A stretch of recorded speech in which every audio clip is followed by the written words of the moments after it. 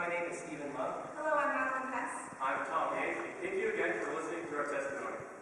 Great. All right, so next question is, the First Amendment, with its protection of freedom of speech and press, has been described as being, quote, at the heart of American democracy, quote.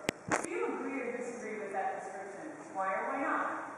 Why is the right of freedom of expression important to the individual and to society as a whole?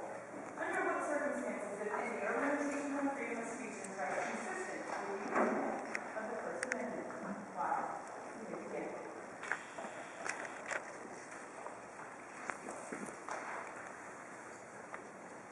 In his dissenting opinion in U.S. v. Schwimmer, 1929, Justice Oliver Wendell Holmes stated that the First Amendment does not call for free thought for those who agree with us, but freedom for the thought we hate. We believe that the First Amendment is at the core of American democracy because the freedom of expression is conducive to open participation in government and an unencumbered exchange of ideas. The American colonial experience guided the framers to provide for this freedom in the Constitution. Under the British Crown, colonists were unable to freely express their discontent towards American subjugation. To work around these constraints, Patriot leaders organized the Committee of Correspondence for open discussion regarding American interests. They rallied opposition against Great Britain and established plans for collective action as a result of their ability to discuss freely. These experiences helped influence the framers' inclusion of the First Amendment. Colonial publishers found themselves under direct scrutiny and censorship under British rule. For example, columnist John Peter Zenger was jailed for publishing libelous statements against the governor of New York. However, in some circumstances, American publishers were able to write freely. Thomas Paine wrote Common Sense in 1776, a pamphlet which galvanized public support for the Revolution, demonstrating the power of unrestricted free press. Some constitutional theorists may argue that free and open elections are at the heart of American democracy. However, if we are to consider the freedom of speech and press as the heart of American democracy, then elections serve as the lungs. Both work hand in hand to foster fundamental democratic values. Freedom of expression allows individuals to propagate their opinions and improvements regarding the government, while elections provide the platform to vote on these ideas. The legitimacy of government is derived from the consent of the people, formally quantified in elections.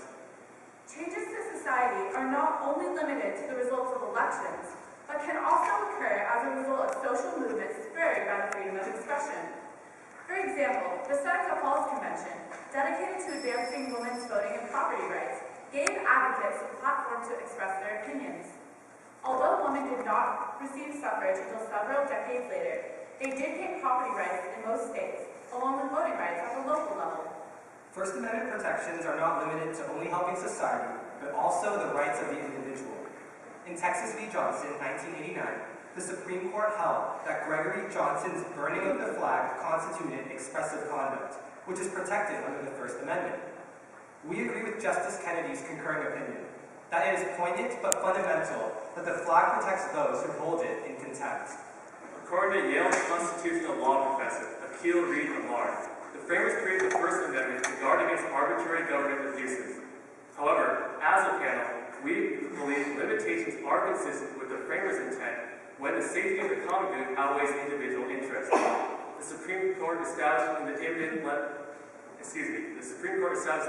lawless action test, which evaluates speech based on imminence, likelihood, and intent to encourage criminal activity in Branford v. Ohio, 1969. We believe another reasonable limitation is the time, place, and manner restriction. In the case Kovacs v. Cooper, 1948, Charles Kovacs was driving around New Jersey blasting music in an amplifier, and he prohibited the city ordinance that said ruckus noises on public streets was illegal. Since the ordinance ordered the city dwellers maintaining the tranquility so desirable for these city dwellers, the ordinance did not violate this free speech clause. We agree that both these limitations are consistent with the framers' intent because they provide objective qualifications for content-neutral speech. The framers included the First Amendment to open the doors to facilitating the necessary change in society. As Justice Holmes said in his dissenting opinion, the government has an obligation to protect our freedoms, even if it's unpopular. His dissent eventually led to the expansion of all First Amendment rights and protects a society, a functioning free society, safe from persecution. Thank you.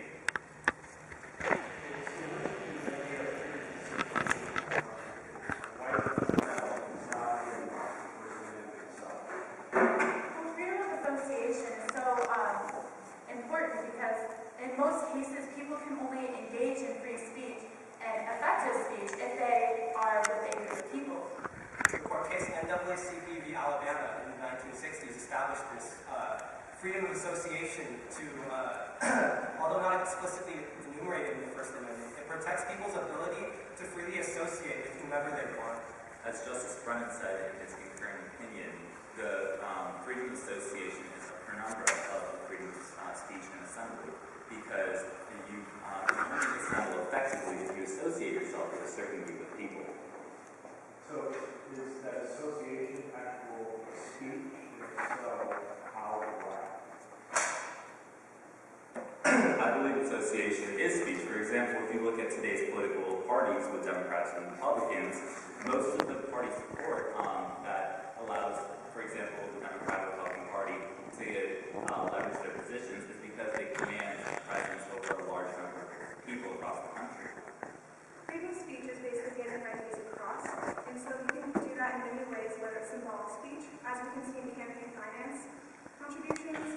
For example, Citizens United, 2010, corporations are able to donate unlimited amounts of money to these campaigns. So whether it's getting your ideas across through associating with the group of people you're with, or speaking, it's still free speech. However, I disagree that association itself constitutes a manner of free speech.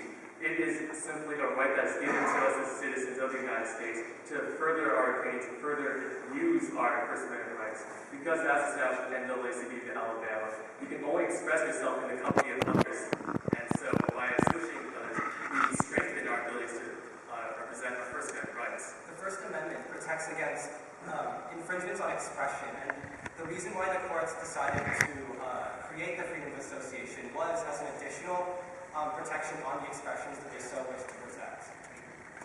So, is free speech protected?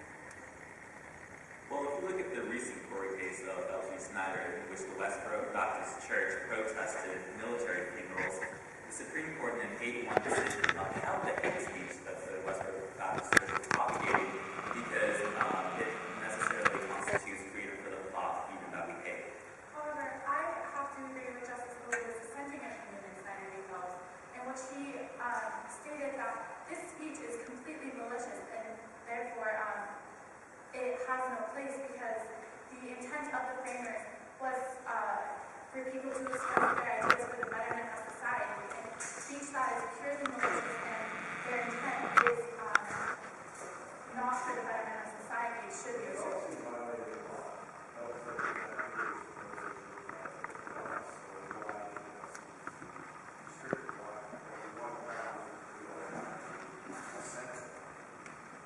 Alito's dissent was written because he thought that the framers intended for the First Amendment to be open for expression, to have a healthy expression, to furthering the betterment of society.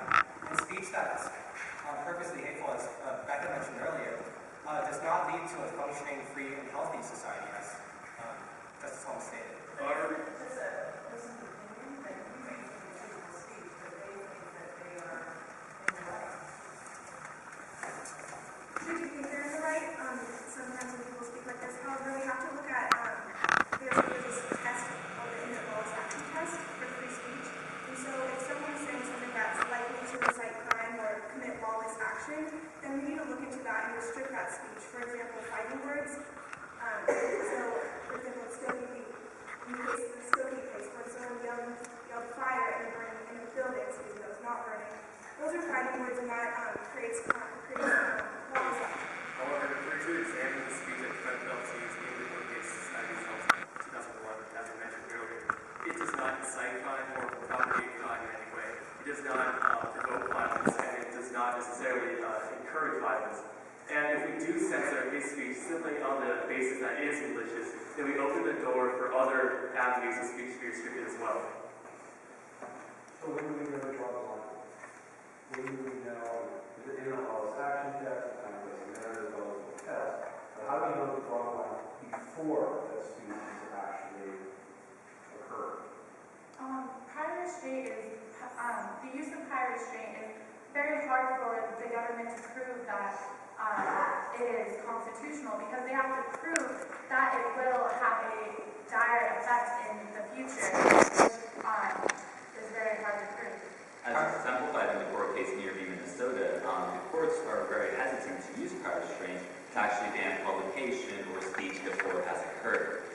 believe that this judiciary restraint is the correct way to go. And I think that restrictions on free speech can only really be established when either the content is likely to immediately produce violent action, or if you're placing content neutral time, place, and manner restrictions.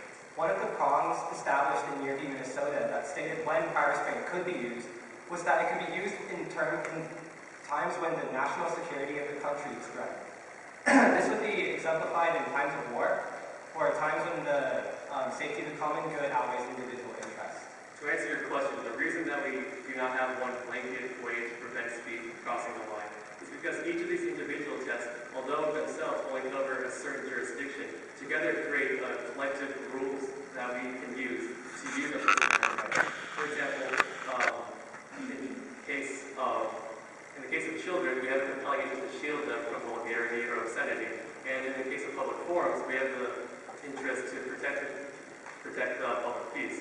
And so we need a compelling interest to prevent our personal rights. In the presentation, you brought up something like Senator Falls, and it seems like maybe in a time past, people were more actively participating in the democratic process. Do you think that we still have assemblies similar to Senator Falls happening today? I believe that we do have assemblies such as Seneca Falls, except not to the direct extent of people gathering in areas.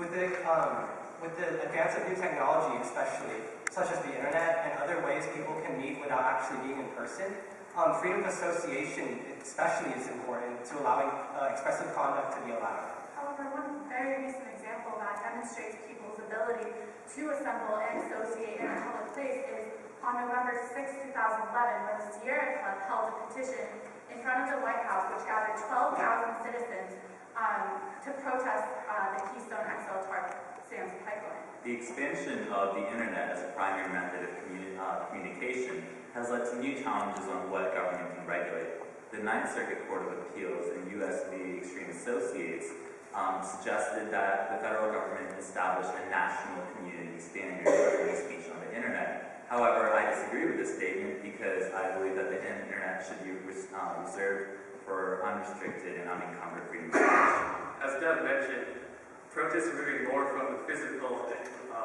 world to online protests and online association. And to answer your question, I disagree. I disagree that there are associations similar to Seneca Falls today, just based on the sheer importance and significance of Seneca Falls as a movement.